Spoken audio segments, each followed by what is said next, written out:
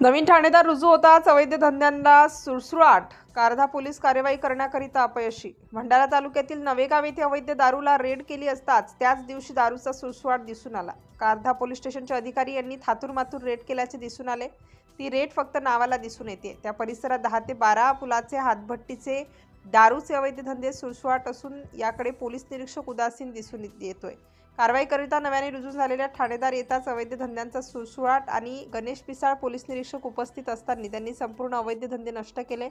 Kardha police स्टेशनचे नवीन PI रुजू होताच अवैध धंद्याला ऊत आला. कारधा पोलीस हे जास्त हप्ता वसुलीमध्ये व्यस्त असतात. कारधा पोलीस स्टेशनला जातो अवैध हप्ता वसुलीत कारधा पोलीस स्टेशन व्यस्त, अशी चर्चा स्थानिकांमध्ये व तालुक्यात आहे. थातूरमातूर रेड केली असून सरपेवाडा, इंजेवाडा, दुधारा, कारधा पोलीस स्टेशन हे फक्त नावालाच एकच कारवाई करतात. या पोलीस स्टेशनवर महिला मंडळाचे रोष असल्याचे दिसून येते. हे जनता नवेगाव येथे जात असतात. या दारूच्या आहारी जाऊन अनेकांचे घर उद्ध्वस्त झाले. लहान सहान मुले यांना दारू पिण्याचा छंद लागलेला आहे. येथील स्थानिक नागरिक दररोज कामधंद्याला न जाता दारूच्या आहारीच लागू असलेले स्थानिक नागरिक यांचे घर उद्ध्वस्त झाले आणि घरी भांडत असतात आणि या गावातील जनतेला त्रास होतोय.